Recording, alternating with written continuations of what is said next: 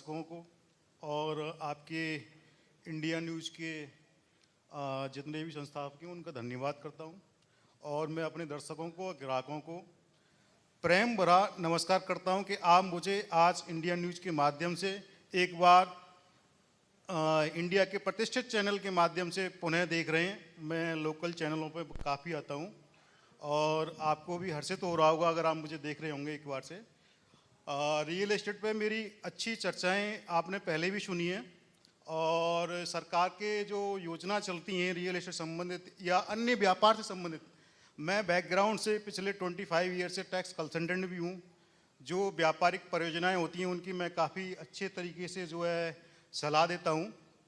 और अभी मेरा रिसेंटली जो प्रोजेक्ट चल रहा है आगरा में, वो प्राची टावर के नाम से चल रहा है। मैं नहीं देखता हूँ, मेरा भाई देखता है और साइलेंटली बहुत सारी और व्यापारिक व्यवस्थाएं चल रही हैं। मतलब मेरा एक छोटा सा पनीर का कारखाना भी है और जो फैब्रिकेशन की फैक्ट्री है एक मेरी जो गुड़गांव में है। पाल साहब, मैं पूछूंगा, जो आगरा की व्यापार की बात की जाए तो आगरा का व्यापारिक दृष्टिकोण कैसे चल रहा है? क्या आगे जो योजना है सरकार की वो कैसे फल फूल रही हैं? कैसा व्यापार चल रहा है, इसको लेकर आप बताइए। देखिए, आगरा एक एग्रीकल्चर इंडस्ट्री से गुजरता है। यहाँ पर 60 to 65% पॉपुलेशन है वो ग्रामीण क्षेत्र में निवासित रहती है। और ग्रामीण क्षेत्र के अंतर्गत जितने भी हमारे भाई हैं जो एजुकेशन अच्छी हायर एजुकेशन लेते हैं वो शहर की तरफ मूव करते हैं। तो सरकार ने कुछ योजनाएं इधर आगरा के चालू करी जो TTZ की वजह से आज भी बंद पड़ी हुई हैं। TTZ में रेड कारपेट, येलो, ग्रीन और आपका वाइट इंडस्ट्रीज आती है। तो आगरा में जो है रेड कारपेट की इतनी भी इंडस्ट्रीज हैं वो नहीं लग सकती।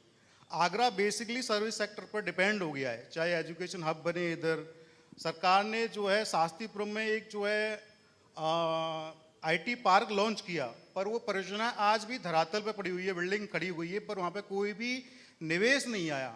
इस वजह से आगरा का जो रोजगार है वो थोड़ा कमजोर हो रहा है। आगरा की बगल में करीबन आज से पूर्व जब बसपा सरकार थी, अभी भाजपा की बातचीत हुई सब कुछ, बसपा सरकार ने जो है लेदर पार्क डेवलप किया। लेदर पार्क को डेवलप किया। यहाँ पर कई सैकड़ों हेक्टेयर जमीन का एक्विजिशन किया, परंतु वो जो योजना है आज की आज भी धरातल पे पड़ी हुई है, उसमें कुछ नहीं हो रहा। पैसा गया सरकार का, सब कुछ हुआ। इधर क्या है कि जो है आगरा के अंदर अभी एयरपोर्ट शिलान्यास हुआ है। इससे हमारा जो ताजमहल है विश्व की प्रसिद्ध इमारत है, जिससे पर्यटक जो है इधर आते हैं, सारी चीज होती है। तो होटल इंडस्ट्री को तो सफलता मिलती है, पर अगर IT हब अगर इधर बन जाए, सर्विस सेक्टर के अंदर आता है, उसमें कोई रोक TTZ की नहीं है, तो रियल एस्टेट परियोजनाएं डेवलप होंगी, अच्छे महंगे घर खरीदार यहाँ अवेलेबल होंगे। बाकी जो छोटे स्तर पर परियोजनाएं लॉन्च हुई हैं रियल एस्टेट की, उनमें भी बहुत ज्यादा की तरक्की हो जाएगी। मतलब बायर्स यहाँ आएंगे, हाँ, रियल एस्टेट में बायर्स यहाँ इधर आएंगे। जब एम्प्लॉयमेंट जनरेट होगा, अगर नौकरियां होंगी इधर, तो उनको घर की आवश्यकता होगी। जब घर की आवश्यकता होगी तो कहीं ना कहीं बिल्डरों को भी फायदा होगा, जाहिर सी बात है। अभी केवल शू फैक्ट्रियां हैं इधर जो है, वो भी पुरानी है। नई बड़ी इंडस्ट्रीज लगाने के लिए किसी को भी परमिशन नहीं दी जा रही। यानी पुराना जो व्यापारी लगा हुआ है वो भी चाहता है कि मैं अपनी इंडस्ट्रीज को डेवलप करूं, अपग्रेड करूं, एक नई यूनिट लगाऊं, पर वो नहीं लगा पा रहा है। TTZ के कारण वो जो है रेड कार्पेट में आता है। बात की है, चूंकि टूरिस्ट प्लेस भी आगरा, बाहर से भी लोग आते हैं, फॉरेनर्स यहाँ पर आते हैं। यहाँ की इमारतों को देखेंगे तो विकास पता लगेगा, और आप तो इससे जुड़े हुए हैं। आने वाले वक्त में आगरा के लिए अपेक्षाएं आपको क्या हैं? क्योंकि आप बता रहे हैं कि बहुत सारी चीज़ें आगरा को लेकर हुई, इंफ्रास्ट्रक्चर को लेकर हुई, रियल एस्टेट कारोबार को लेकर हुई हैं, लेकिन फिर भी आपको लगता है कि कुछ एक कमियां हैं जिनको पूरा करने की ज़रूरत है, जिस तरीके से आगरा तरक्की कर रहा है या जिस तरीके से यहाँ पर पर्यटन बढ़ रहा है?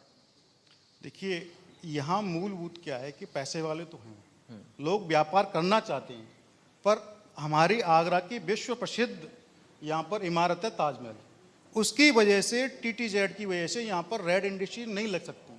तो बहुत बड़ी इंडस्ट्रीज तो इधर लग नहीं सकती।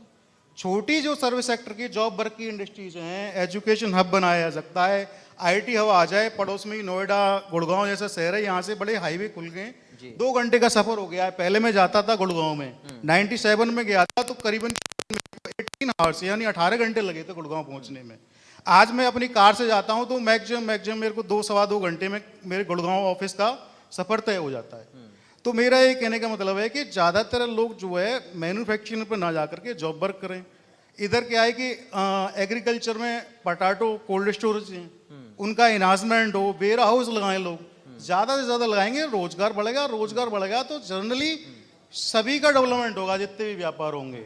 मेरा ये सरकार से यही आपके चैनल आपको लगता है कि बेहतर है, ट्रांसपोर्टेशन बेहतर है, उसकी वजह से नहीं, यहाँ सारी चीज बेहतर है। एक केवल मैन्युफैक्चरर हब को छोड़ करके रेड जो केमिकल इंडस्ट्रीज है उनको छोड़ करके देखिए रेल ट्रांसपोर्टेशन अब बहुत अच्छा है जी। ठीक है जी। अभी एयरपोर्ट का भी डेवलपमेंट हुआ है, आगे बढ़ा है ठीक है जी।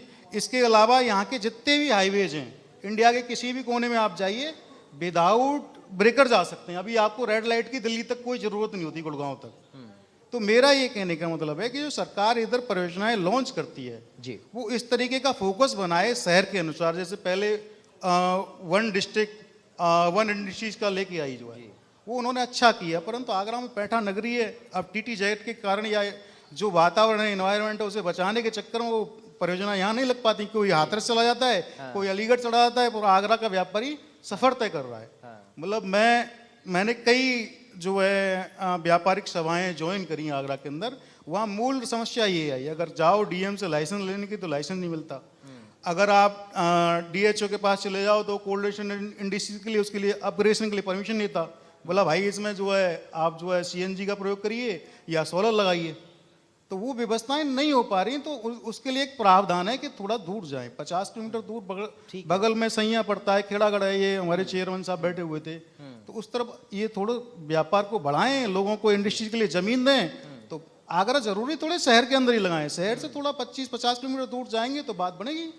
यानी अभी कह सकते हैं कि मौजूदा स्थिति में सुगम है चीजें रियल एस्टेट कारोबार के लिए, और हम उम्मीद करेंगे कि ये चीजें सुगम बनी रहें। बहुत शुक्रिया बाल साहब, आप जुड़े, आपने अपना समय निकाला और बताया कि आपका योगदान क्या है, आगरा इंफ्रास्ट्रक्चर के मामले में आखिर कहां पर खड़ा हुआ है। हम भी ये चाहते हैं कि तरक्की करे आगरा, और जो पेठे की मिठास है वो बरकरार रहे, ताजमहल की जो चमक है वो भी बरकरार रहे। मोहब्बत की नगरी आगरा को कहते हैं, ताज का दीदार करने विदेशों से लोग यहाँ पर आते हैं, और इसी दीदार के बाद यहाँ पर बारी आती है आगरा के इंफ्रास्ट्रक्चर की, जो कि पाल साहब बता रहे हैं कि बेहतर है। हम उम्मीद करेंगे आगरा इसी तरह से विकास की ओर अग्रसर हो और मोहब्बत की मिठास और गहरी हो। फिलहाल हमारे मंच आगरा में अभी के लिए इंडिया न्यूज़ की पूरी टीम के साथ इतना ही, लेकिन बाकी खबरों के लिए आप बने रहिए इंडिया न्यूज़ उत्तर प्रदेश उत्तराखंड के साथ। नमस्कार।